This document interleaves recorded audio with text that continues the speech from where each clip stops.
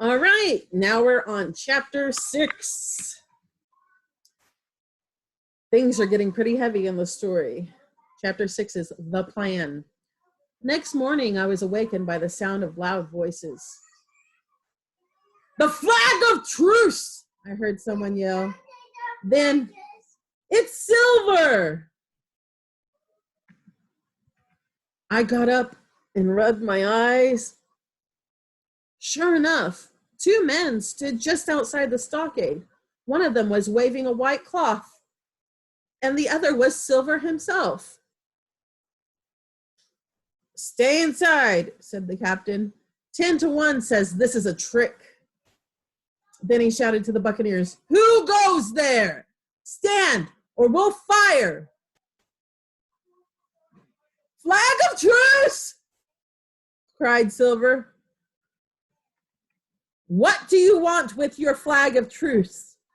Captain Smollett shouted back. "Captain Silver wishes to make terms," the other man called out.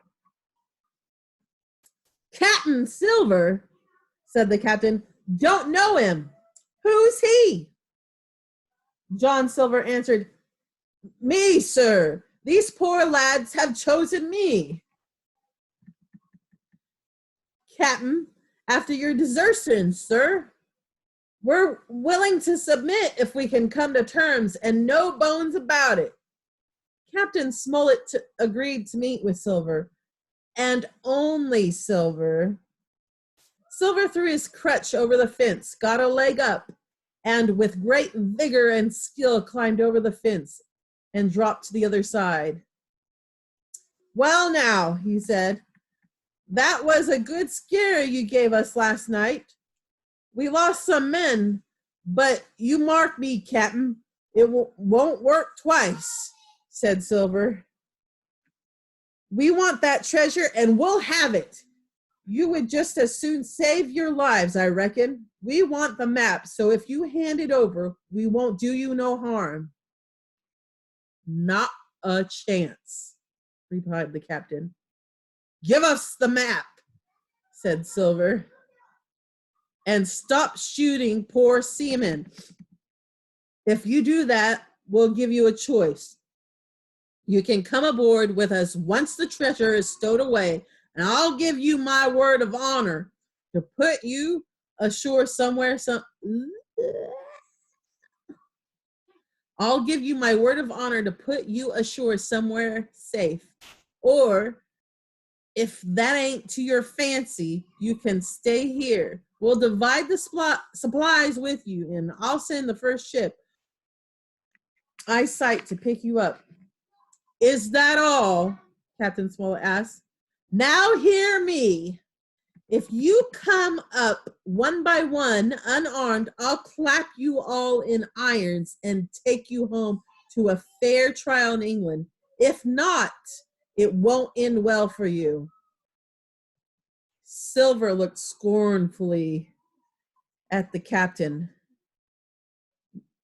"Give me a hand up," he cried. "Not I," returned Captain Smollett. "Who'll give me a hand up?" Silver roared. Not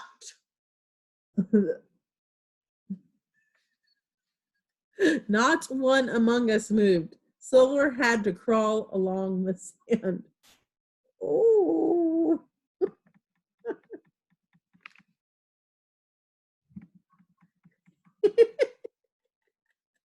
And here you have Silver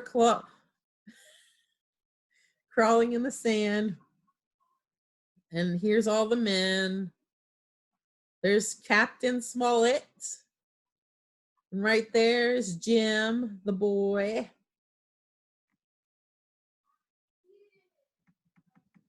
It says, Silver looked scornfully at the captain. "Give me a hand up," he cried.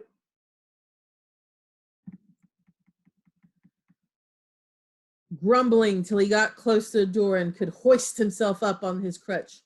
Then he spat into the spring. "Before an hour's out, I'll knock you in your old log house. Them That die will be the lucky ones, he cried. As soon as Silver left the stockade, we returned to our posts and loaded our muskets. There were several small holes in the walls of the log house. We peered out through the holes and waited for the onslaught.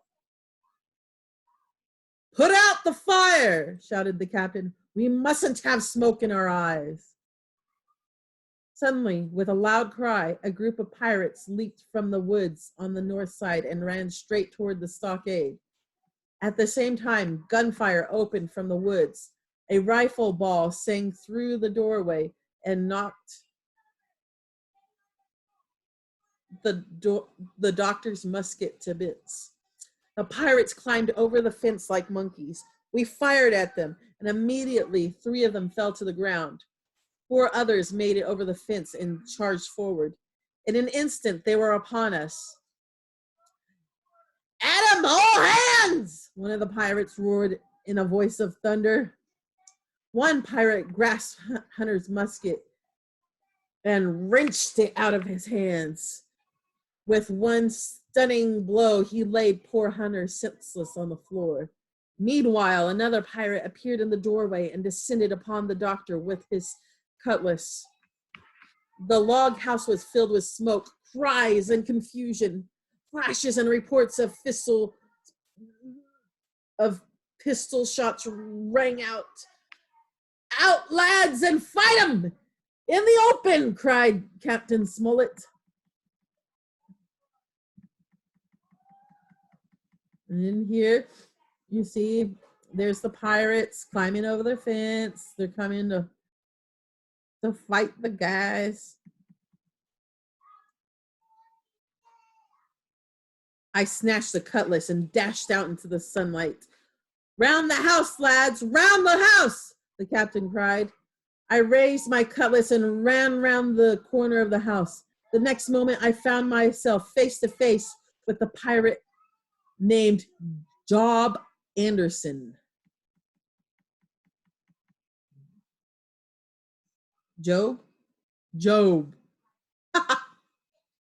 Job Anderson. It's spelled like Job, though. Job. Why is that long? Oh.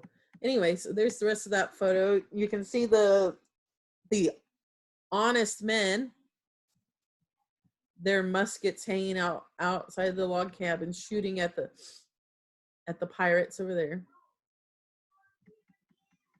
He roared and raised the cutlass. I leaped to one side and rolled headlong down the slope. Gray followed close behind me and took down Anderson before he had time to recover. Another pirate was shot while firing into the house. The doctor had taken down a third. Of the pirates who had made it over the fence, only one remained, and he had seen enough. He dropped his cutlass and clambered back over the fence. In 3 seconds, nothing remained of the attacking party but the ones who had fallen. I ran full speed back to the house, somewhat cleared of smoke. I assessed the price we had paid for the victory. Hunter lay on the ground, stunned. Joyce had been killed. In the center, the squire was holding up the captain, one as pale as the other. The captain's wounded, said Mr. Trelawney. Have they run? Asked Captain Smollett. All that could, returned the doctor, but there are some that will never run again. That's good, cried the captain. That means fewer men. That's better odds than when we started. The mutineers did not return. They had had enough, so we were able to tend to our wounded and get some food. After dinner, the doctor grabbed his hat, pistols, and a cutlass. He slipped the map in his pocket and with a musket over his shoulder, climbed the fence, setting off briskly through the trees. Is he mad? Gray asked me. I would not have thought him capable of such a thing, I said. But I bet he's going to see Ben Gunn. I was right, as I found out later. In the meantime, I had another thought. The house was stifling. I began to envy the doctor walking in the cool shadows of the woods.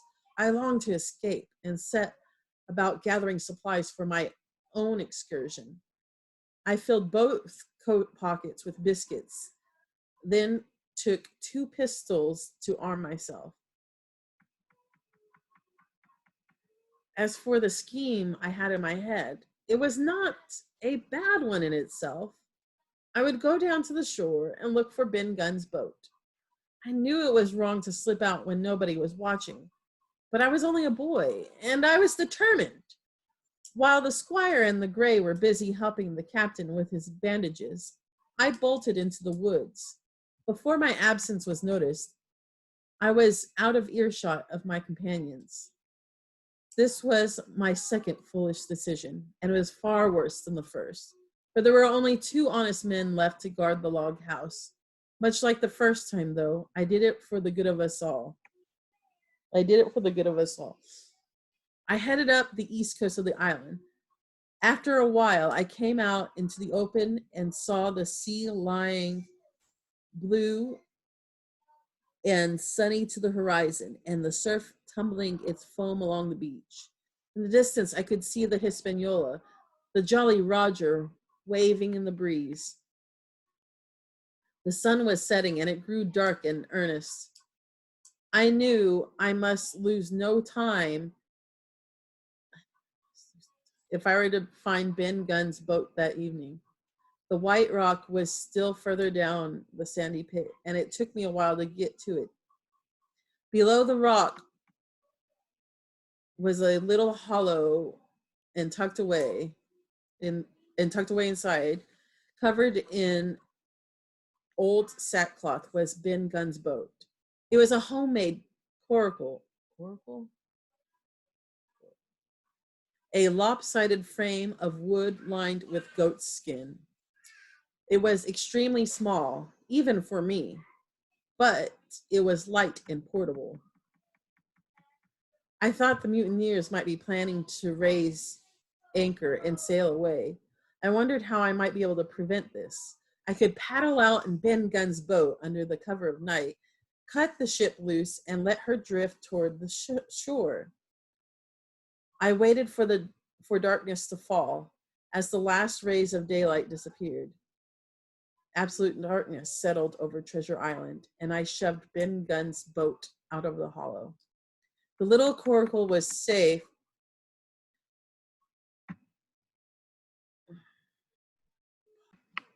Okay. The little coracle was a safe boat for someone my size, but she was the most difficult craft to manage. Turning round and round was the maneuver at which she was best. She turned in every direction but the one I chose. However, by good fortune, the tide swept me down to where Hispaniola was anchored. As I drew near, I could hear loud voices in the cabin. One I recognized as Israel Hands, who was having a disagreement with another pirate. Both men were angry, and oaths flew like hailstones. I quietly rowed next to the schooner, then carefully cut the ropes that held the ship in place. The Hispaniola drifted free in the current. To my surprise, the coracle suddenly lurched. She seemed to change course, and her speed had strangely increased. I realized that I was being whirled along by the wake of the Hispaniola.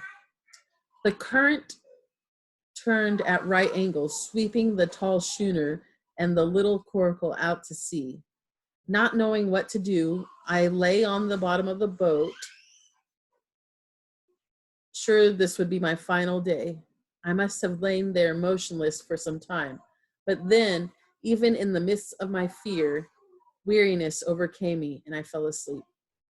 When I awoke, it was broad daylight.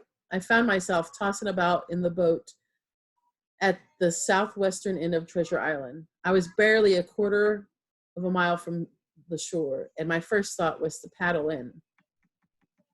I soon saw the problem with this idea. The coast was rocky, and the powerful waves crashed against the rocks. If I tried to land, I might be dashed to death upon the rough shore. I attempted to paddle to a safer landing spot along the cape, but there was no use. Try as I might, the current carried the coracle past the point of the cape. There I beheld a sight that changed the nature of my thoughts. It was the Hispaniola. I knew there were at least a few pirates on board, but I could not see any of them. To and fro, up and down, the ship sailed by swoops and dashes, as if nobody was steering. I thought maybe the pirates had deserted the ship, or maybe they were sleeping. I figured if I could get on board, I could return the ship to the captain. I set myself to paddle and did so till I drew up alongside the ship. And the bowsprit was just over my head. I sprang to my feet and leaped up, pushing the coracle underwater. Then, with one hand, I caught the jibboom and pulled myself up onto the deck of Hispaniola. Jibboom. Jibboom. At first, I did not see a soul. However, on the afterdeck, I discovered the two men who had been left to watch the ship. One was on his back, lifeless. A little further on sat Israel Hands, propped against the ship wall with his chin on his chest. His hands lay open, and his face was as white as a candle. I saw the signs of a fight and felt sure the two men had killed each other. Just then, Israel Hands gave a low moan. He opened his eyes wearily and caught sight of me. He said only two words, "Help me."